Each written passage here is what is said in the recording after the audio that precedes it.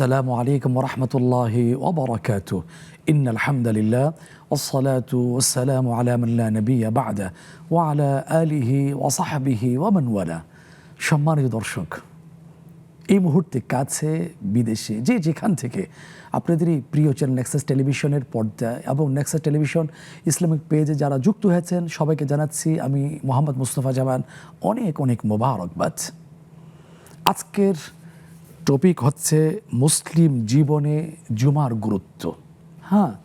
সপ্তাহের সেরা দিন, হাদিসের ভাষ্য অনুযায়ী সৈয়দুল আইয়াম, সেরা দিন। এই দিনের আছে বৈশিষ্ট্য, আছে করণীয়। এই দিন সম্পর্কে কোরআনে কারিমে আল্লাহ সুবহানাহু ওয়া তাআলা কমপ্লিট একটা সূরার নামকরণ করেছেন, সূরাতুল জুমআ। সেখানে বলেছেন, ইয়া আইয়ুহাল্লাযীনা আমানু ইযা নুদিয়া লিস-সালাতি মিন ইয়াউমিল জুমআ, হে মুমিনগণ, যখন জুমার নামাজের আযান দেওয়া হয়, ফাসআউ ইলা যিকরিল্লাহ, তখন দ্রুত জুমার নামাজে ধাবিত হয়ে যাও। ওয়াদারুল বাই'a, বেচা কিনা বন্ধ করো। যালিকা খায়রুল লাকুম ইন কুনতুম তা'লামুন, এটা তোমাদের জন্য উত্তম যদি তোমরা বোঝো।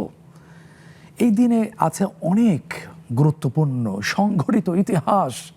প্রথম মানুষ, প্রথম নবী হযরত আদম আলাইহিস সালাতু ওয়াস সালামকে সৃষ্টি করা হয়েছে, তাকে দুনিয়াতে পাঠানো হয়েছে এই জুমার দিনে। এরপরে হাদিসে আসছে একটা লোভনীয় একটা সময়ের কথা, ও ইন্না ফিল জুমআতি লাসাআ, জুমার দিন একটি সময় আছে যেখানে বান্দা হারাম থেকে বিরত থেকে বৈধ যা চাইবে আল্লাহ তাআলা সেটা কবুল করবেন। সুবহানাল্লাহ। এরপরে এই জুমার দিনে কিয়ামত সংঘটিত হবে। করণীয় কি, এই জাতীয় আমরা আলোচনা শুনবো ইনশাআল্লাহ।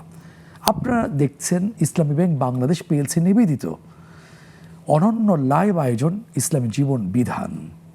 আজকের আপনাদের জিজ্ঞাসিত প্রশ্নের জবাব দেওয়ার জন্য এবং টপিকের উপরে চমৎকার আলোচনা উপস্থাপন করার জন্য আমাদের মাঝে আমন্ত্রিত উপস্থিত মেহমান হচ্ছেন আপনাদেরই সুপরিচিত ইসলামী চিন্তাবিদ, গবেষক, লেখক, সাংবাদিক এবং টঙ্গী ঐতিহ্যবাহী আর নূর জামি মসজিদের মোহতারাম খতিব মোহতারাম শেখ আলী হাসান তৈয়ব হাফিজাহুল্লাহ।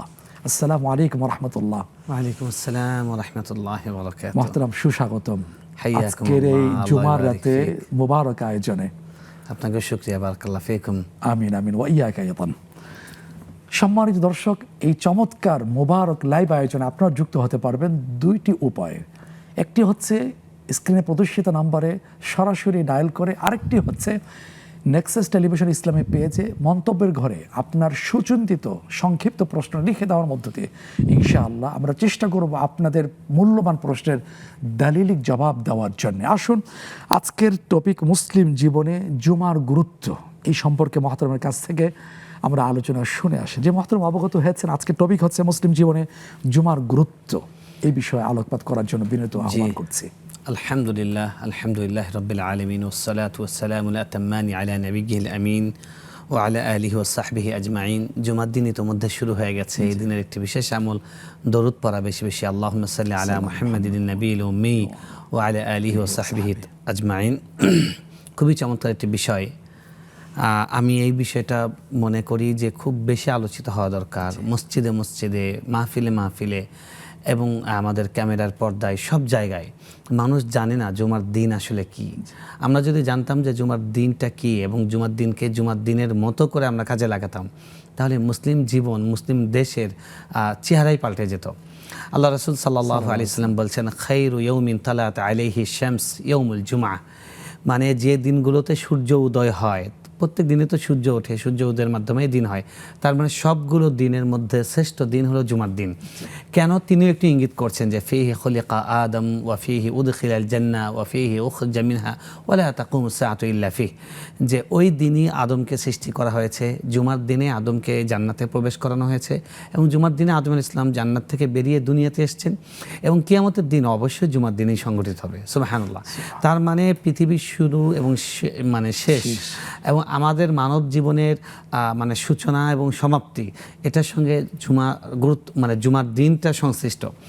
এবং আমরা যেহেতু রাসূল সাল্লাল্লাহু আলাইহি ওয়াসাল্লাম সব দিক থেকে অনুসরণ করব, এই জুমার দিনে তিনি একটি বিশেষ আমল হলো তিনি জুমার দিন যে ফজরের নামাজ, সেই নামাজে তিনি দুটা স্পেশাল সূরা তিনি পড়তেন। প্রথম রাকাতে সূরা আস-সাজদা এবং দ্বিতীয় রাকাতে তিনি সূরা আল ইনসান বা সূরা আদ-দাহর পড়তেন। এই সূরা সাজদা এবং দাহরের মধ্যে মানব জাতির সৃষ্টি এবং তার শেষ গিয়ে গন্তব্য। সাজদার মধ্যে সূচনা অংশ, শয়তান, মানুষ সৃষ্টি, এগুলো ঘটনা আছে। এবং সূরা ইনসানের মধ্যে, ইনসান মানে হলো মানুষ, মানুষের পরিণতিটা কি হবে, গন্তব্য কি হবে, জান্নাতে কি কি নাজ নিয়ামত, সেই জিনিসগুলো আল্লাহ রাব্বুল আলামিন তুলে ধরেছেন।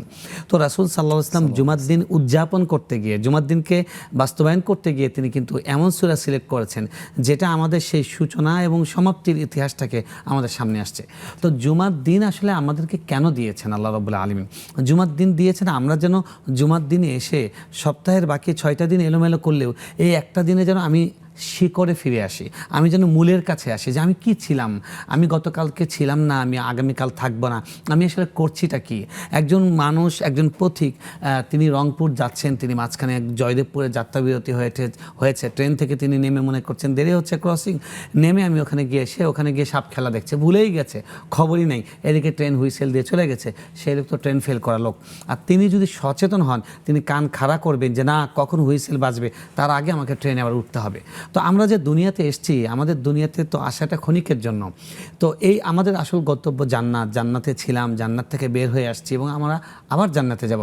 এই কথাটা স্মরণ করার দিন, এই কথাটা স্মরণ করিয়ে দেওয়ার দিন, এই কথাটা উপলব্ধিতে এনে নিজেকে সাজানোর দিন হলো জুমার দিন। তারপরে এই জুমার দিনে তো একটা সাপ্তাহিক মুসলিম উম্মার ঐক্যের বহিঃপ্রকাশ ঘটে। জি, সুতরাং সেই ব্যাপারে প্রস্তুতি দরকার আছে। এবং আপনি মূল্যবান কথা আপনি শুরু করেছেন, আসছে একজন দর্শক যুক্ত করে নিয়ে। আসসালামু আলাইকুম ওয়া রাহমাতুল্লাহি ওয়া বারাকাতুহু। ওয়ালাইকুম আসসালাম ওয়া রাহমাতুল্লাহি ওয়া বারাকাতুহু। জীবন, স্বাগতম। কি জানতে চাচ্ছে? জি হুজুর, আমার 3টে প্রশ্ন। প্রথম প্রশ্ন হলো, বছরে যে আমরা খাওয়া দাওয়া সংসার খরচ করার পরে ন্যূনতম কত টাকা হাতে থাকলে তার জন্য যাকাত খরচ হয়? জি।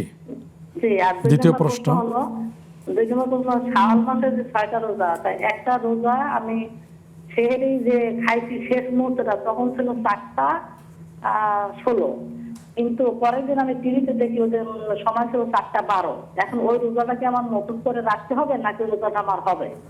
এটা কোন দিন? এটা টাইম তো মানে অনেক দিন হয়ে গেছে, এটা অনেক দিন হয়ে গেছে, মানে ঈদের পরই মনে হয় নাকি? শাওয়ালের প্রথম দশকে বোধ হয় না? আচ্ছা ঠিক আছে। জি জি, ওইরকমই হবে। জি 12 আর 16। জি জি। এরপরে তৃতীয় প্রশ্ন বোন। জি, 3 নম্বর প্রশ্ন হলো, আমার স্বামী মারা গেছে, এখন আমার বাসার পাশে এতিম মাদ্রাসা আছে, এতিমখানা মাদ্রাসা, ওখানে কিছু ছেলে আছে।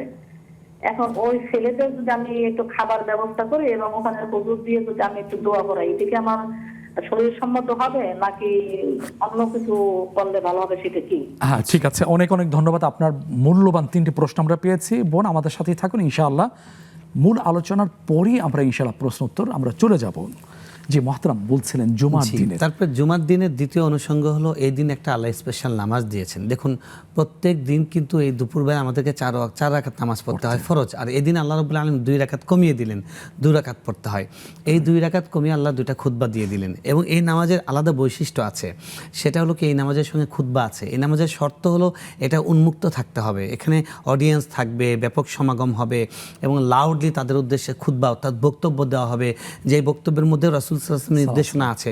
এই সময়ে তাদের জন্য, আমার শ্রোতাদের জন্য কি জিনিস দরকার, তাদের যদি নর্মাল ওষুধ দরকার হয় নর্মাল ডোজ, যদি অ্যান্টিবায়োটিক দরকার হয় অ্যান্টিবায়োটিক ডোজ, এটা একজন ইমামের, একজন খতিবের বিচক্ষণতা দিয়ে তার বুদ্ধিমত্তা এবং সময় জ্ঞান, স্থান জ্ঞান, এটার আলোকে তিনি জাতিকে দিক নির্দেশনা দিবেন। অন্তত এক সপ্তাহ একটা লেসন তাহলে এক সপ্তাহ একটা লেসন দিয়ে দিবেন। এবং এই থেকে বোঝা যাচ্ছে যে জুমার দিন আল্লাহ রাব্বুল আলামিন চাচ্ছেন যে আমরা যেন, এবং তিনি সূরা স্পেশাল নাজিল করেছেন যেমনটা আপনি বলছিলেন। এখানে একটি মাত্র নামাজ, যেই নামাজের জন্য আল্লাহ আলাদা করে বলেছেন, ইদা নুদিয়া লিস-সালাহ, তোমাদেরকে যখন জুমার দিন নামাজের জন্য ডাকা হচ্ছে তখন ফাসআউ ইলা যিকরিল্লাহ, সোজা কোনো কথা নেই, স্টপ, একদম খাওয়ার পর বন্ধ করে সোজা মসজিদে চলে যাও জিকির শোনার জন্য, খুতবা শোনার জন্য। এবং তারপর আল্লাহ বলে দিচ্ছেন যে ওয়াজারুল বাই, সব কিছু লেনদেন বন্ধ। এবং ওলামায়ে কেরাম লিখেছেন কেউ কোরআন তেলাওয়াত করছেন বাসায় বসে বসে, এখানেই স্টপ, আজান হয়েছে সোজা মসজিদে চলে যান। তো এত গুরুত্ব দিয়ে নিয়ে যাওয়া হচ্ছে, 2 রাকাত কমিয়ে দিয়ে। এবং আপনি ঈদের নামাজের খুতবা দেখেন সেটা নামাজের পরে, কিন্তু জুমার নামাজের খুতবা হলো নামাজের আগে, অর্থাৎ বাধ্যতামূলক প্রত্যেকটা মুসল্লি যেন মসজিদে বসে থাকে। এবং আল্লাহ বলছেন ফাস্তামিউ লাহু আনসিতু, তোমরা নীরবে শুনবে। রাসূল সাল্লাল্লাহু আলাইহি ওয়াসাল্লাম বলেছেন যে ওই সময় যদি কেউ শুধু এটা বলে, কথা বলা তো দূরের কথা, যে তুমি কথা বলো না, তাহলে রাসূল ফাকাদ লাগা, তাহলে সে একটা অনর্থক কাজ করলো, অনেক কাজ করলো। এই পর্যায়ে একটা ছোট্ট প্রশ্ন করে আমরা আবার ফিরে আসবো প্রশ্ন নেওয়ার পরে। ইনশাআল্লাহ। সেটা হচ্ছে এত গুরুত্বের কথা কোরআন সুন্নাহয় আসছে, যদি এমন কোনো কার্যক্রম কর্মসূচি যদি এখানে না হয় বা ঘোষিত হয়ে থাকে যে জুমার প্রস্তুতি, জুমার খুতবা শোনার ক্ষেত্রে ব্যাঘাত সৃষ্টি হয়, জুমাটাকে খুব আশ্বস্ততার সাথে পড়ার ক্ষেত্রে যদি অন্তরায় সৃষ্টি হয়, সেক্ষেত্রে কর্মসূচিগুলো অথবা কোনো কার্যক্রম এটা কি ঠিক হবে কিনা আমরা জানবো ইনশাআল্লাহ। আর দর্শক অপেক্ষা করছেন, আমরা তার প্রশ্ন জেনে আসি। আসসালামু আলাইকুম রহমতুল্লাহি ওয়া বারাকাতুহু। হ্যালো, আসসালামু আলাইকুম রহমতুল্লাহি বারাকাতুহু। ওয়ালাইকুম আসসালাম রহমতুল্লাহি ওয়া বারাকাতুহু। আমি মৌলভীবাজার থেকে বলছি, হাজী জহিরুদ্দিন। যে অনেক অনেক ধন্যবাদ। জি, আমার প্রশ্ন হলো, জুম্মা নামাজের খুতবা কি বাংলায় দেওয়া যায় না? জি। আর কোনো প্রশ্ন সম্মানিত দর্শক? জি? আর কোনো প্রশ্ন ভাইয়া? না, কোনো প্রশ্ন নাই। আচ্ছা, অনেক অনেক ধন্যবাদ।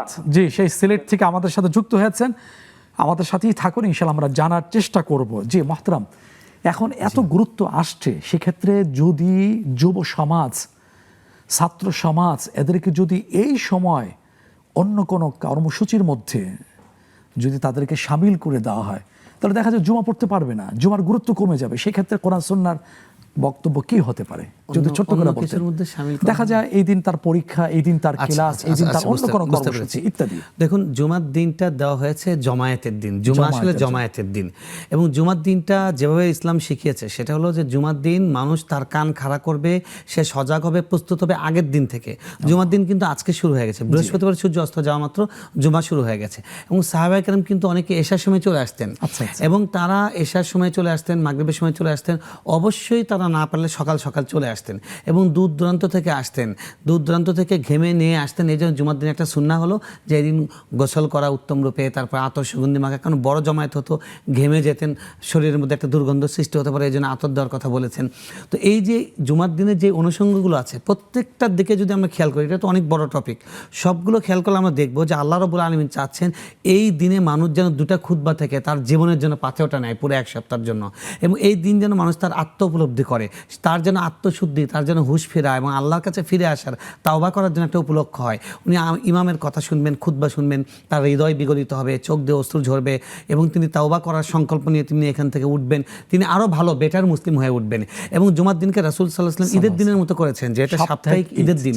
তো ঈদের দিন যেরকম আমাদেরকে পুরো একটা নতুন মানুষ বানিয়ে দেয় রমজানে এসে, কুরবানি এসে, ঠিক একইভাবে প্রত্যেকটা জুমার দিন যেন আমাদেরকে নতুন একজন বেটার মুসলিম বানাবে। তা আমরা যদি সত্যিকার অর্থে জুমাকে আমাদের জীবনে এভাবে কাজে লাগাই, এই জুমার নামাজ পুরা মুসলিম উম্মাকে পরিবর্তন করে দিবে। আজকে জুমার পর জুমা যাচ্ছে, যেই লোকটা গত জুমা পড়ে নিয়ত করেছিল যে আবার আগামী জুমায় এসে এই মসজিদে আসবো, এর মধ্যে আসবো না, এই জুমাতেও সে এরকম করে যাচ্ছে। কারণ জুমাটা তিনি তার জীবনে যেভাবে কাজে লাগানোর কথা সেভাবে কাজে লাগাচ্ছেন না। কারণ জুমার খুতবা শোনার জন্য তাকে প্রস্তুতি নেওয়ার কথা আগের দিন থেকে।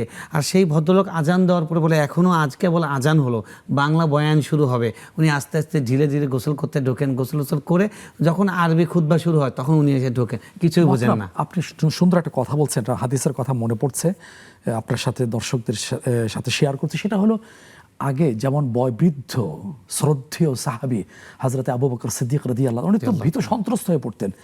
মানুষ তো গাফেল, উদাসীন থাকে, অন্য মাখলুক তারা ভয়ে তটস্থ থাকে, না জানে আজকের কিয়ামত সংঘটিত হয়ে যায়। আমরা থাকি উদাসীন, সেক্ষেত্রে আমাদের যদি আরও অন্য কার্যক্রমে যদি আরও বেশি বেপরোয়া হয়ে যায়, জুমার খুতবা জ্ঞান আহরণের যদি আমরা আরও বেশি উপেক্ষা করে থাকি, সেক্ষেত্রে আমাদের পরিণতি কি হতে মানে পারে? খুবই দুঃখজনক যে জুমার দিন যেখানে আল্লাহ চাচ্ছেন সব কিছু ক্লোজ করে এই দিনটা অনলি ফর আল্লাহ হবে, এই দিনটা আল্লাহর জন্য হয়ে যাবে, আর আমরা বলছি এটা হলো হলিডে, এদিন বিয়ে, এদিন খতনা, এদিন পরীক্ষা, এদিন বিসিএস, এদিন যত যা কিছু আছে সব কিছু এই একটা দিনের মধ্যে ঢুকানো হচ্ছে। মানে আমরা যে আল্লাহ রাব্বুল আলামিনের জীবন বিধানকে, জীবন ব্যবস্থাকে কতটা উপেক্ষা করছি তার একটা ভয়ঙ্কর একটা দৃষ্টান্ত হলো যে জুমার দিনকে ইবাদত ছাড়া অন্যদিকে কাটানো। এমন আমি তো এটা বলি আমার খাস মুসল্লি ভাইদেরকে যে জুমার দিনে কোনো দাওয়াতও রাখবেন না। আমি ব্যক্তিগতভাবে জুমার দিনে কোনো দাওয়াতে যাই না, কোনো জায়গায় যাই না। জুমার দিন জুমার নামাজ শেষ হয়েছে, মাগরিবের আগ পর্যন্ত মসজিদে থাকবেন, আসর পর থেকে মাগরিব পর্যন্ত। এটা তো মহামূল্যবান একটা সময়, এক একটা সেকেন্ড আপনার জীবনের জন্য কত বড় দামি আপনি জানেন না। তো এই জন্য আমরা বলবো যে জুমার দিন সম্পর্কে আমাদের পড়াশোনা করা দরকার, জানা দরকার, এটার গুরুত্ব উপলব্ধি করা দরকার। এবং আমি বলি যে প্রত্যেকটা মুসল্লি ভাই যদি পরপর 4টা জুমা উনি আজানের আগে আগে মসজিদে উপস্থিত হন, হয়ে তাহিয়াতুল ওযু, দখুলুল মসজিদ এগুলো যদি পড়েন, অর্থাৎ ভালো প্রস্তুতির সঙ্গে জুমার খুতবাগুলো শোনেন, আলোচনা শোনেন এবং আল্লাহর কাছে এদিন তাওবাতিল্লাহ করেন, একটা মাসের 4টা খুতবায় অবশ্যই একজন মুসলমান চেঞ্জ হবে এবং একটা সমাজকে, একটা পরিবারকে, একটা মানে কমিউনিটিকে পরিবর্তন করার জন্য জুমার মতো একটা মাধ্যম, এর কোনো দ্বিতীয় প্রমাণ নেই। তারপরে তো জুমার দিনে যে কথাটা বললেন, শুধু জুমার নামাজের জন্য আল্লাহ পাক আহ্বান করেছেন, নির্দেশ দিয়েছেন। এরপর যে আগে আসবে তার তো বিশাল পুরস্কারের ঘোষণা করা হয়েছে। এরপর জুমার অল্প আমলে বিশাল সওয়াবের কথা আসছে। প্রতিটা কদমে 1 বছরের রোজা, 1 বছরের রাতের ইবাদতের সওয়াব আসছে। সুতরাং এত বড় সুসংবাদ যেখানে আসছে, সেখানে যদি আমি এবং যে ব্যক্তি পরপর 3টা জুমা কাজা করে মিস করে তার অন্তরে যে মহতরম কথা বলছেন, দর্শক অপেক্ষা করছেন তাকে যুক্ত করার পরে বিরতি থেকে ফিরে এসে আমরা প্রশ্নোত্তর মানে পর্বে ফিরে যাব ইনশাআল্লাহ। আসসালামু আলাইকুম ওয়া রাহমাতুল্লাহ। ওয়ালাইকুম সালাম ওয়া রাহমাতুল্লাহি ওয়া বারাকাতুহু। আসসালামু আলাইকুম। ওয়া আলাইকুম আসসালাম ওয়া রাহমাতুল্লাহ। আমার প্রথম প্রশ্ন হচ্ছে মানে আমরা যে মাসিক হই, সম্মানিতা বোন, টেলিভিশন ভলিউমটা যদি কমিয়ে নেওয়া হয় তাহলে শুনতে ভালো লাগবে। আচ্ছা ঠিক আছে, আওয়াজটা কেমন জানে বাড়ি খাচ্ছে, যে এবার কথা বলুন। আচ্ছা আচ্ছা, মানে আমার প্রথম প্রশ্ন হচ্ছে যে আমরা যে মানে মাসিক হই রমজান মাসে, এখন রমজান মাসের মাসিকটা আমরা বন্ধ রেখে মানে ঠিকই এই রোজাটা রাখি, এগুলো নাকি হবে না। এটা নাকি আমরা তো অনেক বছর যাবো এখন এই রোজাটা মানে ঠিকই বন্ধ রেখে রাখছি, এগুলো নাকি পুনরায় আবার শুরু করতে হবে। এটা কতটুকু? আচ্ছা আচ্ছা, জি বুঝতে পেরেছি। জি জি, এটা একটু সাইডে বলবেন, আমাকে বুঝিয়ে বলার জন্য। হ্যাঁ হ্যাঁ জি, আর কোনো প্রশ্ন? হ্যাঁ জি। একটা প্রশ্ন আছে মানে জাকাত সম্বন্ধে। এখন আমরা যে জাকাত দিই, এখন আমি আপনাদের শাইখের এখান থেকে শাইখের কাছে শুনেছি যে এই জাকাত গুলো নাকি যারা মাজারে যায়, মাজারে মানে গিয়ে যারা মাজারে যায়, মাজারে গিয়ে মানে খায় শিরিক করে, তাদেরকে নাকি জাকাত দিয়ে যাবে না। এখন আমরা যে দিই সব। যে অনেক অনেক ধন্যবাদ বোন, ফোনটি কেটে গেছে, দুঃখিত। প্রিয় দর্শক, আপনারা দেখছেন নেক্সাস টেলিভিশনের ইসলামী অনন্য লাইভ আয়োজন ইসলামী জীবন বিধান। সময় হয়েছে ছোট্ট একটা বিরতিতে যাবার, ফিরে আসছি কিছুক্ষণের মধ্যে, ততক্ষণ আমাদের সাথেই থাকুন।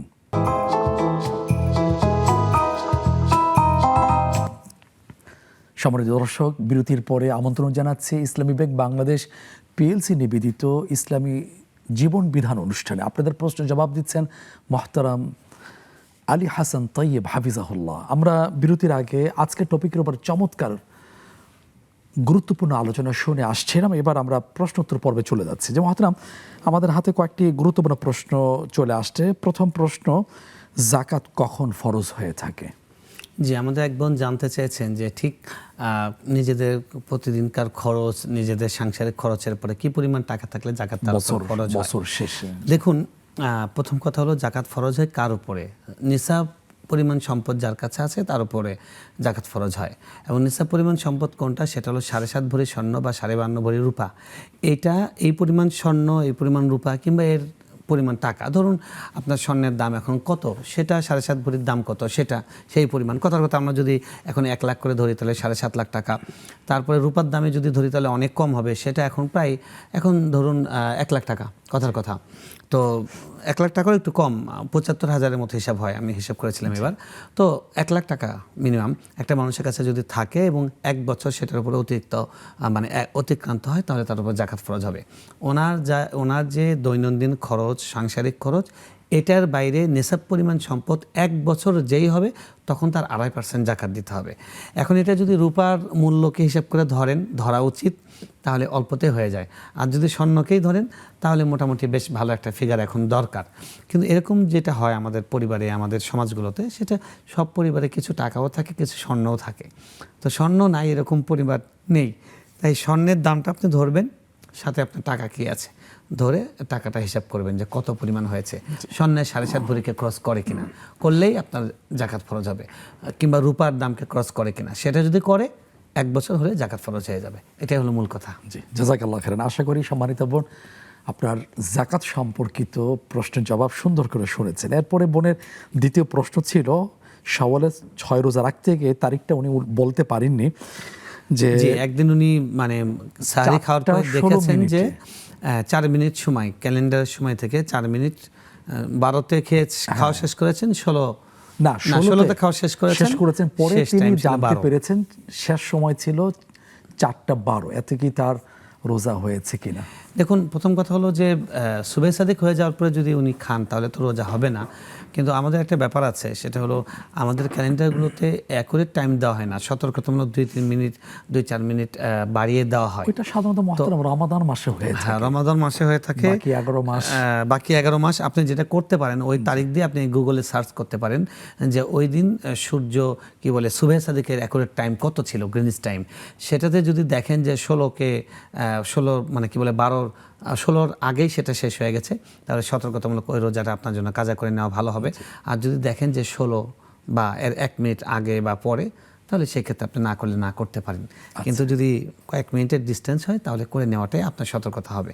যেহেতু এই মাসের এখনো 8 দিন আছে, তাই শাওয়ালের রোজায় আরও একটা অতিরিক্ত করে নিলে ইনশাআল্লাহ আপনার সওয়াব হয়ে যাবে, আগেরটারও সওয়াব পাবেন, কিন্তু একটু কনফার্ম হলেন আর কি। শুকরান সুন্দর করে বলে দেওয়ার জন্য। এরপরে বোনের সর্বশেষ তৃতীয় প্রশ্ন হচ্ছে, স্বামী তো ইন্তেকাল করেছেন, স্বামীর মাগফিরাতের জন্য কাছের একটা এতিমখানায় যদি খানা খাইয়ে দেওয়া হয়, এটা কি বেশি ফলপ্রসূ হবে কিনা, না এছাড়া কোনো বিকল্প পরামর্শ আপনার আছে?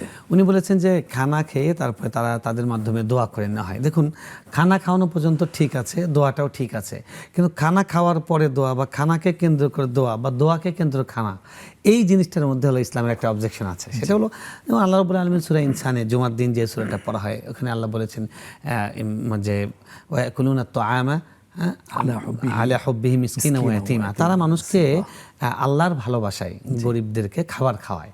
এটা আল্লাহ প্রশংসা করেছেন। তো মানুষকে খাবার খাওয়ানো, এটা একটা উত্তম সাদাকা, এটা একটা উত্তম আমল। সেজন্য আপনি আপনার বাবার পক্ষ থেকে বা স্বামীর পক্ষ থেকে, মৃত ব্যক্তির পক্ষ থেকে কাউকে খাওয়াতেই পারেন, ওকে, দ্যাটস ওকে। কিন্তু নির্দিষ্ট কোনো তারিখে, তার জন্মের তারিখ, তার মৃত্যুর তারিখ, তার ওয়াফাত দিবস, এই তারিখকে করে যদি তখন করেন, তাহলে তারিখের কারণে, অন্য একটা কারণে এই কাজটা ত্রুটিযুক্ত হয়ে গেল বা দোষযুক্ত হয়ে গেল। আরেকটা বিষয় হলো খাবার খাওয়ানোর পরে বা খাবার খাওয়াচ্ছেন এই জন্য দোয়া করা, এটা একটা ঘৃণ্য মানসিকতা। এটা যে বাঙালি সমাজে কোত্থেকে এসছে আল্লাহ জানে, আমার মনে হয় বিজেদিদের থেকে এসছে। এটা মুসলমানের চরিত্র নয়। আপনি একটা মানুষকে একবেলা খাবার খাইয়েছেন, বসে থাকি যে দোয়া কখন করবেন। কেমন যেন একটা মনে হয় একটা বিনিময় সরাসরি কেমন যেন না, এটা জঘন্য একটা মানসিকতা। দেখুন, এই আয়াতে আল্লাহ বলেছেন যে লা নুরিদু মিনকুম জাযাআন ওয়ালা শুকরা। অর্থটা আমরা জানবো। মুহতারাম, দুইজন দর্শক অপেক্ষা করছেন।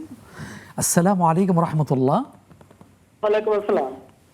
আমি তো ফাজল হোসেন জিনাইদহ থেকে বলছি। জি, স্বাগতম ভাইয়া। কি জানতে চাচ্ছি? আমি 2টা প্রশ্ন করব। জি।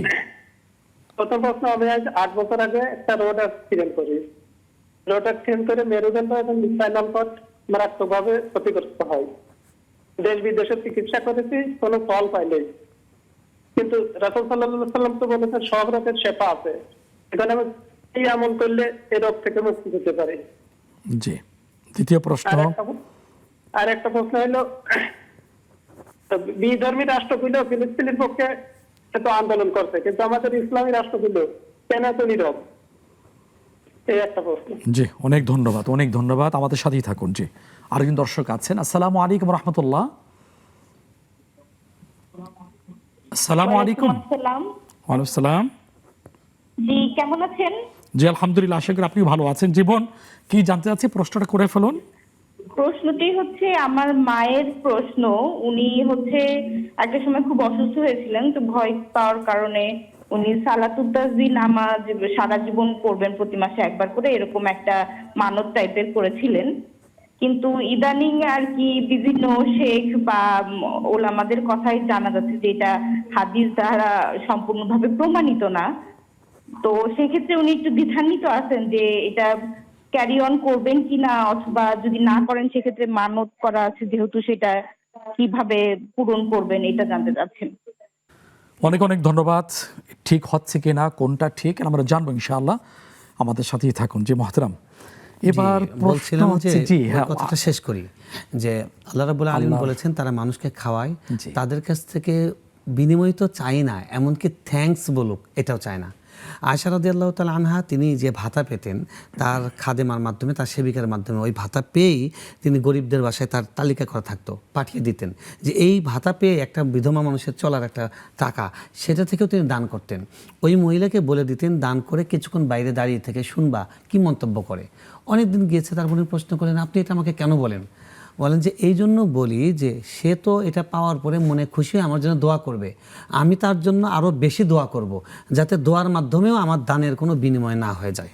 আল্লাহ। কল্পনা করা যায়। আর সেখানে একবেলা খাবার কেবল ইমাম সাহেব দোয়া করেন। আমি তো এরকম যদি যেখানে জানি, জীবনে সেখানে যাই না এবং না করে দিই যে এই তো এখনো শেখে না, এটা তো একটা ইবাদত। আপনি মানুষের খাবার খাওয়াচ্ছেন, আল্লাহ, আপনি তো খাওয়ানোর কোনো ক্ষমতা নেই। আল্লাহ রাব্বুল আলামিন আপনার ঘরে ওনার রিজিক লিখেছেন। এই জন্য কোনো মানুষ মৃত হোক জীবিত হোক, কোনো উপলক্ষকে কেন্দ্র করে মানুষকে খাইয়ে সেখানে বিনিময় চাওয়া উচিত না। আমাদের সমাজে এই যে খতনা করা, বিবাহ, জঘন্য রকমের চাঁদাবাজি শুরু হয়ে গেছে। এটা হারাম, এই খাওয়ানো হারাম, এই খাওয়াও হারাম। যে আপনি মানুষকে, ওখানে লোকজন দুইজন বসে থাকে যে কত টাকা নিয়ে এসছেন, এবং রীতিমতো একটা সামাজিক টর্চা শুরু হয়েছে। আজকেই আমি চশমা ঠিক করার জন্য গিয়েছি, দোকানদার বলছে এরকম একজন খতনার জন্য দাওয়াত দিয়েছে, এটাকে যাওয়া যাবে। জানো অসুবিধা কী? আরে 5,000 টাকাও তো দিতে পারবো না, কি বিপদে আছে, 5,000 টাকা তো আমার 3 দিনেও কামাই হয়নি। তো এগুলো আসলে জায়েজ নয়। মানুষকে খাওয়ানোর নিয়ম হলো আল্লাহকে খুশি করার জন্য খাওয়াবেন। যদি আল্লাহকে খুশি করার জন্য খাওয়ান, আপনার ওখানে দোয়া চাইতে হবে না। আল্লাহ রাব্বুল আলামিন জানেন যেটা কাজল, আপনি নিয়োগ করবেন যে আল্লাহ আমার মৃত স্বামীর পক্ষ থেকে আমি খাওয়াচ্ছি। আর যদি দোয়া চান, কারো কাছে দোয়া চাইতে পারেন, আপনি দোয়া করবেন, বলবেন যে আমার স্বামী মারা গেছেন, মেহরবানি করে দোয়া করবেন। আপনি একজন আলিম মানুষ, আপনার কাছে দোয়ার আবেদন করলাম, ব্যাস এনাফ। এর সাথে যেন কোনো বিনিময় সম্পর্ক না থাকে। আপনি একটা খামে করে টাকা পাঠালেন, দোয়া করে দিন স্বামী মারা গেছে, নো। আমার কাছে যদি কেউ এরকম খাম পাঠায় আমার মসজিদে, আমি বলি দোয়াটা আমি আগামী সপ্তাহে করব, আর দানটা এখন নিলাম, আর না হলে আরেকটা এটা নিয়ে যান, দোয়াটা আজকে করব।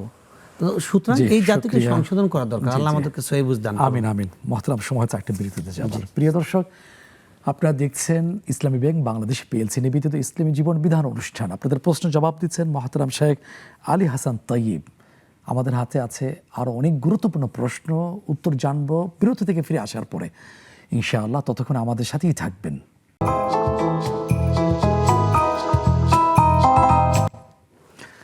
সম্মানিত দর্শক, বিরতির পরে আবারও সাদর আমন্ত্রণ জানাচ্ছি নেক্সাস টেলিভিশনের জনপ্রিয় অনন্য লাইভ আয়োজন ইসলামী জীবন বিধান অনুষ্ঠানে। আমাদের সাথে আছেন মহতরাম শেখ আলী হাসান তাইয়িব হাফিজাহুল্লাহ। আমরা জনগুরুত্বপূর্ণ জীবন ঘনিষ্ঠ প্রশ্নের জবাব আমরা জানছি, হচ্ছে সমৃদ্ধ আলহামদুলিল্লাহ। এবার আমরা ফেসবুকের কিছু প্রশ্নের দিকে আমরা চলে যাচ্ছি। শাহিনা পারভিন নামে এক সম্মানিত বোন জানতে চেয়েছেন যে আমার বাবা মা মারা যাওয়ার পরে বাড়ি সম্পূর্ণ ফাঁকা, তালা দেওয়া থাকে, কিন্তু আমি শুনেছি যে বাড়ি একদম ফাঁকা রাখা ঠিক নয়, এখন তার করণীয় কি?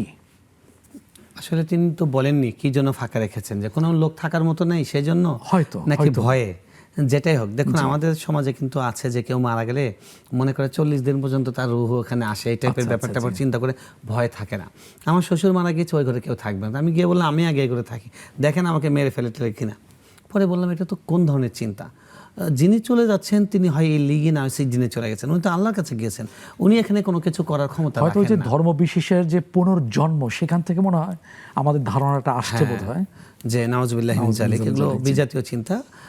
এই জন্য কেউ মারা গেলে ওই জায়গায় খালি রাখতে হবে, বা ওই ঘরে গেলে ক্ষতি হবে বা ভয় পাও, এগুলো পুরাটাই হলো ইসলাম না জানে এবং অজ্ঞতার জি। ফল। ওটা স্বাভাবিকভাবে আপনি ইউজ করবেন, কোনো সমস্যা নেই, ঘরে থাকবেন। আর কেউ থাকার মতো নেই, অসুবিধা নেই, ভাই ফাঁকা থাকতেই পারে। তবে রাসূলুল্লাহ সাল্লাল্লাহু আলাইহি ওয়াসাল্লাম বলেছেন বা হাদিসে এটা বলা হয়েছে, স্বাভাবিকভাবে কোনো বাড়িতে যদি লোকজন না থাকে দীর্ঘদিন, তখন সেখানে দুষ্ট জিন যায়, শয়তান যায়। দুপে জিন যারা আছে অর্থাৎ মানুষ, সেগুলো তো যায়। যত অকারেন্স ঘটে, সন্ত্রাস, খুন, এই বাড়িগুলো পতিত বাড়িগুলো তো নির্মাণাধীন বাড়িতে হয়। এই জন্য ওখানে কোনো মানুষজন থাকতে পারলে ভালো।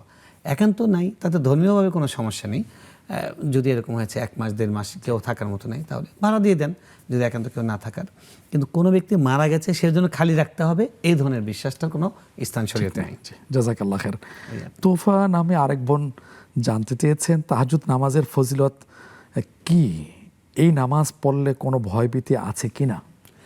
তাহাজ্জুদ নামাজের অনেক ফজিলত আছে। সংক্ষেপে যেটা বলবো, রাসূলুল্লাহ সাল্লাল্লাহু আলাইহি ওয়াসাল্লাম বলেছেন যে সাল্লাল্লাহু আলাইহি ওয়াসাল্লাম। নফল রোজার মধ্যে শ্রেষ্ঠ রোজা হলো মুহররম, আল্লাহর মাস মুহররমের রোজা। আর নফল নামাজগুলোর মধ্যে শ্রেষ্ঠ নামাজ হলো এই কিয়ামুল লাইল অর্থাৎ তাহাজ্জুদ। এবং তাহাজ্জুদ নামাজ এমন একটি নামাজ যেটা রাসূল সাল্লাল্লাহু আলাইহি ওয়াসাল্লামের উপর ফরজ ছিল। সব যুগের সব সময় আল্লাহ প্রিয় ব্যক্তি তাহাজ্জুদ পড়েছেন। যারা তাহাজ্জুদ নামাজ পড়ে তাদের চেহারায় আলাদা নূর থাকে, তাদের কবরে এই নামাজটা নূর হয়ে দাঁড়াবে, তাদের উত্তম মৃত্যু নসিব হবে, কালিমার সাথে মৃত্যু নসিব হবে। অনেক ফজিলত আছে। আল্লাহ তাআলা আমাকে এবং সমস্ত শ্রোতাকে, বলনেওয়ালা শুননেওয়ালা সবাইকে তাহাজ্জুদ আমিন আমিন আমিন। জি আমিন আমিন। সিলেট থেকে এক সম্মানিত ভাই জানতে চেয়েছিলেন জুমার খুতবা বাংলায় হবে কিনা? দেখুন, বিষয়টা অনেক লম্বা। আমরা যদি সংক্ষেপে বলি, আসলে খুতবা তো বাংলায় হয় না, খুতবা আরবিতেই হয়। বাকি আলোচনাটা আমাদের দেশের প্রেক্ষাপটে যেটা হয়, একটা প্রথমে বয়ান হয়, তারপরে খুতবা হয়, খুতবাটাকে আলাদা করা হয়। এখন খুতবা যেটা শরীয়তের টার্ম, এটা একটা টার্ম খুতবা। এই খুতবাটা মাতৃভাষায় হতে পারে কি পারে না, এটা স্কলারদের মধ্যে দুটো মত আছে। তো ইমাম আবু হানিফা রাহমাতুল্লাহ আলাইহি সহ আমরা ও উপমহাদেশের লোকজন বেশিরভাগই তারা ফিকহে হানাফি অনুসরণ করেন। সেখানকার মত হলো যে ফাসতামিউ লাহু ওয়া আনসিতু ইযা নুদিয়া লিস-সালাতি মিন ইয়াউমিল জুমআহ ফাসআউ ইলা যিকরিল্লাহ। এই যিকরিল্লাহ, আল্লাহর জিকিরের দিকে তোমরা ছুটে যাও। এটা বলতে কি বোঝানো হচ্ছে? বলছে এটা বোঝানো হচ্ছে খুতবা। আর যেটা আল্লাহর জিকির, এটা তো আল্লাহ কর্তৃক ফিক্সড, এটা তাআব্বুদি, এটা নিজেদের থেকে বানাবার কোনো স্পেস নেই। যেমন নামাজের মধ্যে নিজেদের থেকে কোনো ইস্তেহাদ করার সুযোগ নেই। তাই খুতবাটা এটা বাংলায় হবে না, এটা জিকিরের ভাষা, অর্থাৎ নামাজের মধ্যে যেই ভাষা, আরবি ভাষা, সেটা হবে। এবং এখানে এই খুতবার মধ্যে কি আছে? এখানে আল্লাহর প্রশংসা আছে, রাসূল সাল্লাল্লাহু আলাইহি ওয়াসাল্লাম দরুদ আছে, জিকির আছে, দোয়া আছে। বাকি যেহেতু আমাদের দেশের লোকজন, আমরা মাতৃভাষা আমাদের বাংলা, আরবি নয়, তাই আমাদের কি মেসেজটা দেওয়া হচ্ছে, খুতবার উদ্দেশ্য তো মেসেজ দেওয়া। এই জন্য জুমার আগে আলাদা আলেমরা একটা বয়ান করেন, সেটা অনেকে ওই মিম্বারেই করেন, অনেকে সেটা সরে গিয়ে করেন। তো অনেকে আবার বলতে চান যে সেটার স্পেস নেই, কারণ খুতবা তাহলে 3টা হয়ে যাচ্ছে। কথাটা সঠিক নয়, কারণ খুতবা দুটোই হচ্ছে।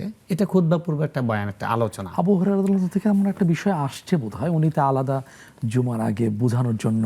জি আরো দু একজন সাহাবীর ব্যাপারে এরকম মত আছে যে তারা মানুষকে কনভিন্স করার জন্য জুমার আগে একটু আলাদা তাদেরকে কনভিন্স করার জন্য কিছু কথাবার্তা বলতেন। আমরা সারমর্ম যদি টানি, সেটা হলো যে খুতবা তো আরবিতে হবে, এটাই উত্তম। আর যদি কেউ বাংলাতে দেন এবং সেই বাংলার মধ্যে খুতবার যেই বৈশিষ্ট্যগুলো, সে আসলে বাংলা খুতবা হচ্ছে না, খুতবার যেই বৈশিষ্ট্য, অর্থাৎ সেখানে আল্লাহর জিকির, রাসূল সাল্লাল্লাহু আলাইহি ওয়াসাল্লাম দরুদ, কোরআনের আয়াত, হাদিস, এগুলো কিন্তু ওখানেও আরবিতেই বলছেন। জাস্ট কিছু কথা বাংলায় বলছেন, আলটিমেট তারাও কিন্তু খুতবাটা আরবিতেই দিচ্ছেন। অনেক ধন্যবাদ। তো মানুষকে বোঝানো দরকার এবং এই হাদিসের এবং জিকিরের যেই বৈশিষ্ট্য, সেটাও বজায় রাখা দরকার। আমরা বলবো যে এই বিষয়টা আপনারা একটু বিস্তারিতভাবে জেনে নেবেন। আমরাও কোনো সময় এটা আলাদা টপিক দিয়ে ইনশাআল্লাহ আলোচনা করব। জাযাকাল্লাহ। একজন দর্শক অনেকক্ষণ পর্যন্ত অপেক্ষা করছেন। আসসালামু আলাইকুম ওয়া রাহমাতুল্লাহ। ওয়ালাইকুম আসসালাম ওয়া রাহমাতুল্লাহ। আসসালামু আলাইকুম ওয়া আলাইকুম আসসালাম ওয়া রাহমাতুল্লাহি ওয়া বারাকাতুহু। জি ভালো আছেন হুজুর? জি আলহামদুলিল্লাহ, আশা করি আপনি ভালো আছেন। অপেক্ষা করতে হয়েছে, দুঃখিত। জি প্রশ্ন কি? না হ্যাঁ, প্রশ্ন আমি করতেছি না। আমি মানে শহরে থাকি, তো টেলিভিশন ভলিউমটা মনে হয় কমিয়ে নিলে ভালো হয় তাহলে। হ্যাঁ যে এবার আচ্ছা ঠিক আছে। হ্যাঁ, আমি ওই শহরে থাকি, তো পানি আটকে রাখি, ঠিক আছে? তো পানি আটকে রাখি, ওকে ড্রামে আটকে রাখি। ড্রাম থেকে পানি নিয়ে মগে করি, উজু করি, হাত দিয়ে উজু করি, মানে মগের ভিতরে হাত দিয়ে উজু করি। তা আমি শুনছি ওই হাত দিয়ে উজু করলে নাকি উজু হয় না, পানি ঢেলে ঢেলে নিতে হয়। তো এটাই তো অতটা সত্যি? মানে আমার বাচ্চারাও উজু করে, তো বাচ্চারাও নামাজ পড়ে, বাচ্চারাও উজু করে, ওরা ঢেলে ঢেলে নিয়ে উজু করতে চায় না, হাত দিয়ে ভিতরে হাত দিয়ে উজু করে, মগের ভিতরে হাত দিয়ে উজু করে। তো উজু বলে হয় না, এটা আমি হুজুর থেকে জানতে চাচ্ছি। আচ্ছা আচ্ছা, জি, অনেক ধন্যবাদ, অনেক ধন্যবাদ। হ্যাঁ, আরেকটা প্রশ্ন আছে ওদের। আচ্ছা, জি জি, আরেকটা আছে, মানে আমার স্বামী একটু অসুস্থ, তো শারীরিকভাবে অসুস্থ। আমরা 6 তলার উপরে থাকি। উনি মসজিদে সবসময় যাইতে হয় না, বুঝছেন, বাসায় নামাজ পড়ে। তো অনেক সময় হয় নাকি দুজন একসাথে নামাজ পড়া হয়, ঘরে জায়গা শর্ট, তো এই কারণে মানে উনি এক জায়গায় পড়ে, আমি এক জায়গায় পড়ি। তো এই মাধ্যমে মানে উনি একটু পিছনে হয়ে যায়, আমি একটু সামনে হয়ে যাই। মানে অ্যাঙ্গেল করি, সোজাসুজি না, অ্যাঙ্গেল ভাবে সামনে পিছনে হয়। এখন এটা কি আমার গুনাহ হয় কিনা? উনি আমার পিছনে একটু পিছনে হয়, আমি ওনার সামনে হয়ে যাই, এটা আমার কাছে অপরাধী মনে হয়। মানে এটা আমি আমার স্বামীকেও বলছি, আমার স্বামী বলছি সমস্যা নাই, অসুবিধা নেই, কিন্তু আমার কাছে খারাপ লাগে এটা। মানে এটা আমার একই গুনাহ হবে জামাতে, কিনা? আচ্ছা বোঝার জন্য একটুখানি জানতে চাচ্ছি, একই জামাতে দেখা যায় না, জায়গার জামাতে না, স্বল্প, জামাতে করি না। ও আলাদা পড়ে, জামাতে করি আলাদা না। পড়া হয়। হ্যাঁ, আলাদা করা হয়, হ্যাঁ, কিন্তু আচ্ছা। উনি আমার একটু পিছনে হয়, আমি একটু ওনার সামনে হই। আচ্ছা মানে ঠিক আছে, ঠিক জায়গার আছে, কারণে, আমরা বুঝতে ঘরের পেরেছি। জায়গার কারণে। হ্যাঁ ঠিক আছে, এখন হবে কিনা আমরা জানবো ইনশাআল্লাহ। অনেক ধন্যবাদ সম্মানিত বোন, আমাদের সাথে থাকুন। জি মহাতারাম, এবার আমাদের জানতে চাওয়া সেটা হলো, এক বোনের প্রশ্ন ছিল, মা বোনদের যে মাসিক অসুস্থতা হয়ে থাকে রমাদান জি, আমি মাসে, বলছি, তিনি বলেছিলেন যে পিল খেয়ে মাসিক বন্ধ রেখে রোজা রাখতে পারবেন কিনা, এবং তিনি রেখেছেন। একজন তাদেরকে ফতোয়া দিয়েছে রোজা হয়নি, এবং ওই রোজাগুলো কাজা করতে হবে। উনি সঠিক বলেননি। আপনি যদি আপনার মিন্সটা চালু হয় তখনই আপনার কেবল রোজা আপনার জন্য তখন স্থগিত থাকবে। যেহেতু আপনার মাসিকটা শুরু হয়নি, সেটা যেভাবে হোক, সেটা আপনি ওষুধ খাওয়ার কারণে হোক, যেভাবে হোক, সেটা যেহেতু চালু হয় নাই, তাই আপনি তখন রোজা রাখার জন্য আপনার অ্যাবিলিটি ছিল, আপনার রোজাদার রাখার মতো পরিস্থিতি ছিল। আপনি কাজটা করেছেন, ঠিক হয়নি। ইসলাম এটা চায় না যে আল্লাহ আপনাকে স্বাভাবিকভাবে যে আপনার শারীরিক যেই নিয়ম দিয়েছেন সেটাতে ব্যত্যয় ঘটান, এটা ইসলাম চায় না। কিন্তু কেউ যদি পিল খেয়ে যদি বন্ধ রেখে যদি রোজা রাখে, রোজা হয়ে যাবে। এটা পৃথিবীর স্কলারদের, সব স্কলারদের মতো, এই ব্যাপারে কারো কোনো দ্বিমত নেই। উনি যেটা বলেছেন সঠিক বলেননি। বাকি আপনি কাজ যেটা করেছেন সেটা সঠিক করেননি। পিল খেয়ে রোজা বন্ধ রাখার কোনো মানে পিল খেয়ে মানসিক বন্ধ রেখে রোজা রাখার প্রয়োজন নয়। আল্লাহ তো এই বিধানটা দিয়েছেন। আপনি স্বাভাবিকভাবে থাকুন, এটা পরের মাসে আপনি করে নেবেন, আপনি ইনশাআল্লাহ সওয়াব পাবেন। রমজান মাসে যে সওয়াবটা মহিলারা কিন্তু কাজার সময় সেটা পাবে, অন্যদের জন্য কাজাতে সেটা নেই। এটা তো আল্লাহ দিয়েছেন। আল্লাহ দিয়েছেন। জি, জাযাকাল্লাহ খাইরান। যাকাতের অর্থ মাজারে দেওয়ার ক্ষেত্রে আমরা প্রশ্নটা ইসলাম কি বুঝতে বলে? পারিনি, তিনি শেষ করতে পারেননি, লাইনটা কেটে গেছে। যে আমরা বলেছিলাম, উনি আগে জানতে চেয়েছিলেন যে মাজারে যারা সিজদা করে, এবং এক কথায় মাজার কেন্দ্রিক যাদের জীবন, মাজারে যারা শিরকের মধ্যে নিমজ্জিত, এই ধরনের ব্যক্তিকে জাকাত দেওয়া যাবে কিনা। আমরা বলেছিলাম, আজকেও বলছি, এরকম ব্যক্তিকে জাকাত দেওয়া যাবে না, কারণ সে ব্যক্তি মুসলমান আছে কি নাই এ ব্যাপারে যথেষ্ট সন্দেহ। শিরকের মধ্যে যারা নিমজ্জিত আছে, তাওবা না করা পর্যন্ত তারা মুসলমান নয়, এজন্য তাকে জাকাত দিলে জাকাত আদায় হবে না ইনশাআল্লাহ। আরেক ভাইয়ের কিছুটা ক্ষোভের সাথেই জানতে চেয়েছেন, সেটা হলো 8 বছর আগে অপারেশন হয়েছিল, পুরোপুরি সুস্থ হয়নি, অথচ বলা হয়েছে সব রোগের শিফা আছে, সেক্ষেত্রে করবেন কি? জি, তিনি জিজ্ঞেস করেছিলেন যে হাদিসে বলা হয়েছে যে প্রত্যেকটা রোগের শেফা আছে, আরোগ্য আছে, চিকিৎসা আছে। তাহলে অ্যাক্সিডেন্ট করে তিনি কোমরে না কোথায় জানি ব্যথা পেয়েছেন, সেটা এখনো ভালো হয়নি। কিন্তু দেখুন, রাসূল সাল্লাল্লাহু আলাইহি ওয়াসাল্লাম বলেছেন যে লিকুল্লি দাইন দাওয়াউন, প্রত্যেকটা রোগের জন্য চিকিৎসা আছে, আর প্রত্যেকটা রোগকে তার উপযুক্ত চিকিৎসা দাও। এখন আপনার যে পারফেক্ট চিকিৎসা সেটা এখনো হয়নি, সেজন্য আপনি শেফা পাননি। আর শেফাটা তো আল্লাহর হাতে। ওই দা মারি তুফা ওয়াই ফিন, আমি যখন অসুস্থ হই তখন তিনি সুস্থতা দেন। সবসময় যদি ডাক্তার যেই ডাক্তারই চিকিৎসা করে সবার হাতে যদি ভালো হয়ে যায়, তাহলে তো আমাদের মনে হবে যে আল্লাহর মনে কোনো কাজ নেই, বান্দাই করে। তারপরে তো বান্দার এমন ভাবসাব, সব ডাক্তারের এরকম অভিজ্ঞতা হয় যে তিনি ওষুধ দেন, দেওয়ার পরে দেখেন যে কাজ করেনি। সব ডাক্তারের এরকম অভিজ্ঞতা আছে। তারপরে তো অসংখ্য ডাক্তার আছে তারা নামাজ পড়ে না, অনেকে আছে যারা আল্লাহকে বিশ্বাসই করে না। তো সুতরাং বোঝা যাচ্ছে যে চিকিৎসাটা আমাদের দায়িত্ব, আর আরোগ্য করা আল্লাহর দায়িত্ব। তো আপনি যদি সেটা করেন, আরোগ্য যদি না হয় সবর করবেন। এটা আল্লাহ রাসূল সাল্লাল্লাহু এক মহিলা এসে জিজ্ঞেস করেছেন, ইয়া রাসূলুল্লাহ, আমার মৃগের রোগ আছে, আমার যখন ওই রোগটা জেগে ওঠে আমি তখন গায়ে কাপড় চোপড় ফেলে দিই, আপনি আমার জন্য দোয়া করুন। উনি বলছেন যে আমি তোমার জন্য দোয়া করতে পারি, তুমি সুস্থ হয়ে যাবে। তুমি যদি দোয়া না করি তাহলে তুমি এটার বিনিময়ে জান্নাতে যাবে, তুমি কোনটা চাও? তখন উনি বললেন যে ইয়া রাসূলুল্লাহ, ঠিক আছে, আমি সুস্থতা চাই না, তবে দোয়া করেন আমি যেন আমার শরীরকে অনাবৃত না করি। রাসূল সাল্লাল্লাহু আলাইহি দোয়া করেছেন এবং জান্নাতে যেয়েছেন।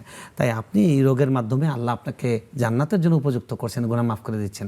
সবর করুন, নারাজ হবেন না, এটা আপনার গুনাহ মাফের একটা মাধ্যম। ইনশাআল্লাহ, ইনশাআল্লাহ। আমরা আর চিকিৎসা করতে থাকুন এবং আল্লাহর কাছে শেফা চাইতে থাকুন, আল্লাহ হয়তো আরোগ্য দান করবেন, সে আশাটা রাখবেন ইনশাআল্লাহ। জি, আরো প্রশ্ন আছে, আমরা জানবো আরেকটি বিরতি থেকে ফিরে আসার পরে। প্রিয় দর্শক, আপনারা তন্ময় হয়ে শুনছেন আজকের প্রশ্নের গুরুত্বপূর্ণ সুন্দর উত্তরগুলো। সময় হয়েছে আরেকটি ছোট্ট বিরতিতে যাবার, ফিরে আসছি আরও গুরুত্বপূর্ণ প্রশ্নের সুন্দর উত্তর নিয়ে।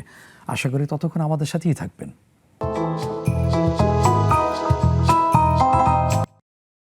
সম্মানিত দর্শক, বিরতির পরে আবারও আমন্ত্রণ জানাচ্ছি নেক্সাস টেলিভিশনের জনপ্রিয় অনন্য লাইভ আয়োজন ইসলামী জীবন বিধান অনুষ্ঠানে। আপনাদের প্রশ্নের জবাব দিচ্ছেন মোহতারাম শেখ আলী হাসান তৈয়ব হাফিজাহুল্লাহ। আমরা গুরুত্বপূর্ণ প্রশ্নের জবাব শুনে আসছিলাম। এবার আজকের বিশ্বের গুরুত্বপূর্ণ একটা বিষয় সম্পর্কে দর্শকের প্রশ্নের উত্তর আমরা জানব। সেটা হচ্ছে আজকের ফিলিস্তিন গাজা যে ইস্যু, দেখা যাচ্ছে বিধর্মী দেশ পর্যন্ত পক্ষ অবলম্বন করছে, সমর্থন জানাচ্ছে, কিন্তু অনেক মুসলিম দেশ তাদের অবস্থানটা প্রশ্নবিদ্ধ। এই ব্যাপারে আপনার বক্তব্য? প্রিয় ভাই, এটা এমন একটি প্রশ্ন আসলে হৃদয়টা বিদীর্ণ হয়ে যায়, কি উত্তর দিব আসলে। দেখুন, আল্লাহ রাসূল সাল্লাল্লাহু আলাইহি ওয়াসাল্লাম মুসলমানরা কখন মার খাবে, তখন তার উত্তরের মধ্যে তিনি লম্বা হাদিসে তিনি বলেছেন ওয়াহানিমু, সেটা বলেছেন যে হব্বুদ দুনিয়া ও কারাহিয়াতুল মাউত, দুনিয়ার ভালোবাসা এবং মৃত্যুর প্রতি অনীহা, এ কারণে মুসলমানরা মার খাচ্ছে। আজকে মুসলমানরা শুধু এই দুটা কারণেই, তাদের ক্ষমতার লোভ আর তাদের স্বার্থের ধান্দা, আর সঙ্গে সঙ্গে হলো তারা কোনো রিস্ক নিতে চায় না, এজন্য তারা প্রতিবাদ করছে না। কিন্তু যারা বিবেকবান মানুষ আছে অন্য ধর্মের, অন্য জাতির, অন্য দেশের, তাদের তো এটা কাজ করছে না, তাদের কাজ করছে বিবেক, তারা বিবেক, জাগ্রত বিবেক, এই জন্য তারা কথা বলছেন। আরেকটা দিক যেটা আছে সেটা হলো মুসলিম দেশগুলো এখনও পর্যন্ত তারা অনেক কিছুতেই অসচেতন, সাধারণ জনগণগুলো, বিশেষ করে তৃতীয় বিশ্বের দেশ আমরা যারা বাংলাদেশ, ভারত, পাকিস্তান, এই দেশের লোকগুলো অর্থনীতিতে পিছিয়ে থাকার কারণে তাদের মনোবল নেই, তাদের মনের মধ্যে অনেক দুর্বলতা। এবং আরব দেশের শাসকগুলো তারাও কিন্তু মানে ইউরোপিয়ানদের প্রতি, বিশেষ করে আমেরিকার প্রতি, ইসরায়েলের সাথে আমেরিকার সম্পর্ক, আর সবাই এটা জানে যে ইসরায়েলের সাথে লাগার অর্থ হলো সরাসরি আমেরিকার সাথে যুদ্ধ করা। এই সাহসটুকু মুসলিম বিশ্বের নেতাদের নেই যে তারা এখানে লড়াই করবেন। এটা খুবই দুঃখজনক। আমরা কি করতে পারি? আমরা আসলে শুধু দোয়া করতে পারি। এই জন্য কিন্তু মুসলমানদের একটা করণীয় একটা দোয়া, সেটা ইমাম আহমদ বিন হাম্বল রাহমাতুল্লাহ বলতেন, আমার যদি একটি স্পেশাল দোয়া থাকে তাহলে আমি সেই দোয়াটা মুসলিম শাসকের জন্য করব, যে আল্লাহ তুমি মুসলিম শাসককে হেদায়েত দান করো, আমাকে দাওয়ান না দাও, তাকে দান করো। কারণ মুসলিম শাসক যদি হেদায়েত পায়, পুরো একটা জাতি হেদায়েত পাবে। তো আমাদের প্রত্যেকের আজকে জুমার দিন আমাদের মুসলমান শাসক যারা আছেন, রাষ্ট্রপ্রধান যারা আছেন, তাদের জন্য দিল করে দোয়া করা উচিত যে আল্লাহ তারা যেন সচেতন মুসলমান হন, তারা যেন দায়িত্ব সচেতন হন, হ্যাঁ দরদি হন। এই দোয়াগুলো আমাদের করা উচিত। আর আমাদের যার যার জায়গা থেকে কথা বলা উচিত। এতটুকু আমরা দায়িত্বপ্রাপ্ত, এতটুকু করলে আমরা আল্লাহর কাছে ব্যক্তিগতভাবে দায়মুক্ত পাবো।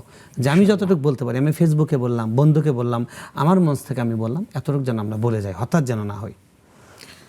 আল্লাহ আমাদেরকে সহি বুঝ দান করুন, আমিন। আরেক বোনের প্রশ্ন হচ্ছে, তার মা জানতে পেরেছেন সালাতুত তাসবিহ পড়া ঠিক না, আসলে কি ঠিক না?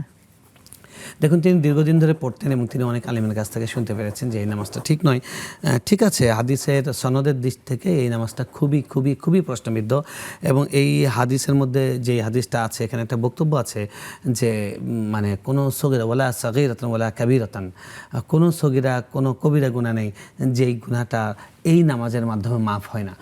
দুর্বল যে হাদিসগুলো আছে সেটা আমলযোগ্য বা সেই ফজিলত গ্রহণীয় হওয়ার জন্য কয়েকটা শর্ত আছে। তার মধ্যে একটা শর্ত হলো কোনো সহিহ হাদিসের সাথে সাংঘর্ষিক না হওয়া। তো এই কথাটা যে এই নামাজের মাধ্যমে, একটা নফল নামাজের মাধ্যমে সগিরা গুনাহ তো মাফ হয়, কবিরা গুনাহ মাফ হয়, এই কথাটা সহিহ হাদিসের সাথে মারাত্মকভাবে সাংঘর্ষিক। যেখানে রমজানের আমল, তারপরে কি বলে অনেকগুলো আমলের ক্ষেত্রে বলা হয়েছে মাস্তানাবার কাবায়ের, যতক্ষণ কবিরা গুনাহ থেকে বেঁচে থাকবে।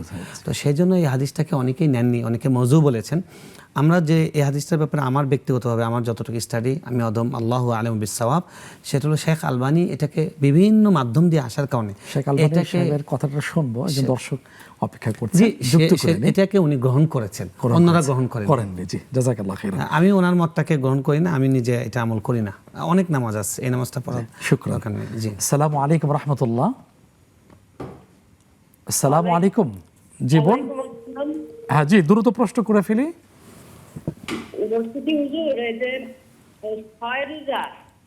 গত শনিবার থেকে সোমবার চিন্তা করছি, আর মঙ্গলবার করতে পারি নাই, বুধ বৃহস্পতি আজকে দুটা হয়েছে, আগামীকাল শুক্রবার কি থাকতে পারবো? শুক্রবার নাকি থাকা যায়? আচ্ছা আচ্ছা, আগামীকাল। হ্যাঁ জি জি, ঠিক আছে ঠিক আছে। আলাদা জুমার দিন একটা রোজা রাখা যাবে কিনা। জি, আমরা জানবো, আমাদের সাথেই থাকুন। জি মোহতারাম, আমরা এটা বলে ফেলি, সেটা হ্যাঁ, হলো জি। যে জুমার দিন মানে স্পেশালি শুধু জুমাটাকে আলাদা করে রোজা রাখতে না করা হয়েছে, যেহেতু এটা একটা ঈদের দিনের মতো, তাই ঈদের দিনের আবহ বজায় রাখার জন্য এদিন রোজা নিষেধ করা হয়েছে। কিন্তু এটা তো আসলে ঈদের দিন নয়, ঈদের দিনের মতো। তাই যদি আগে থেকে কেউ রোজা করে আসছে তাহলে এই দিন রোজা রাখতে পারে। তাই আপনি যদি বৃহস্পতিবার বুধবার রোজা করে থাকেন, শনিবারও রোজা করার চিন্তা আছে, তাহলে জুমাবার রাখতে পারবেন। শুধু এই দিনকে আর আগে পরে করেননি, এই দিনকে করতে না করা হয়েছে। জাযাকাল্লাহ খাইর। আমরা একবার শেষের দিকে চলে আসলে দুটো প্রশ্ন আছে। একজন মায়ের প্রশ্ন ছিল ড্রামে জমানো পানি থেকে আচ্ছা, হাত দিয়ে তিনি যে প্রশ্ন উযু করেছেন করা যে ঠিক হবে কিনা? গ্রামের ইয়ে থেকে তিনি এরকম করে মগ দিয়ে পানি তোলেন, মগের মধ্যে হাত দিয়ে তিনি ওযু করেন। না, এই সিস্টেমটা সঠিক নয়। আপনার নিয়ম হলো যে মগ থেকে বা জগ থেকে বা বদনা থেকে পানিটা এভাবে ঢালবেন। নিয়ম হলো ইসবাগুল ওযু, ওযুকে উত্তম রূপে করা, এবং সেখানে ঢালার কথা আছে, সব জায়গায় ঢালার কথা আছে, তাই ঢালবেন। আর ওটার মধ্যে যদি হাত দেন, আপনার যদি হাতের কোনো অঙ্গের মধ্যে যদি নাপাক লেগে থাকে তাহলে তো পানিটা পুরো নাপাক হয়ে যাবে। সেই জন্য নিয়মটা হলো ঢেলে ঢেলে করবেন, ওটার মধ্যে হাত দেবেন না। শুকরান। সর্বশেষ ছোট্ট করে একটু জানতে চাওয়া, সেটা হলো স্বামী অসুস্থ, স্বামী স্ত্রী দুইজন আলাদা নামাজ পড়েন, জাকার স্বল্পতার কারণে দেখা যাচ্ছে স্বামীর আগে উনি বেড়ে যান, আলাদা পড়ছেন, এতে নামাজ কোনো অশুদ্ধ হবে কিনা? ছোট্ট কোনো কথা। অসুবিধা নেই, ইমামের আগে যাওয়া যাবে না জামাতের সময়। আর যেহেতু এখানে জামাত হচ্ছে না, তাই আপনি যেতে পারবেন। উনি স্বামী বলে সামনে যাবেন কিনা সেই জন্য আপনি দ্বিধায় আছেন। স্বামী যদি মাইন্ডে না নেন তাতে কোনো সমস্যা নেই। জি, জাযাকাল্লাহ খাইর। মুসলিম জীবনে জুমার গুরুত্ব এক কথায় যদি বলতেন। এক কথায় আমরা বলবো যে জুমাকে যেন আমরা শুধু নিছক 2 রাকাত নামাজ না মনে করি। জুমার দিন 24 ঘন্টা, এটা একটা প্যাকেজ। এই পুরো 24 ঘন্টা আমি আল্লাহকে দেই, নিজে জেগে উঠি।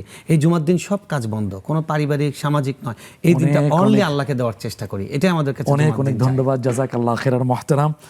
আমরা একবার শেষ দিকে চলে আসছি। প্রিয় দর্শক, জুমার গুরুত্ব এছাড়া জীবন ঘনিষ্ঠ অনেক প্রশ্নের জবাব আমরা পেয়েছি, যা শুনেছি, যা জেনেছি। আসুন না এই জুমার রাতে জীবনকে, জুমার আলোকে, গুরুত্বের আলোকে জীবনকে শুধরানোর নিয়তে আসুন না গ্রহণ করি। আল্লাহ তাআলা আমাকে, আপনাকে, আমাদের সবাইকে পরিচ্ছন্ন মুমিন হওয়ার তৌফিক দান করুন।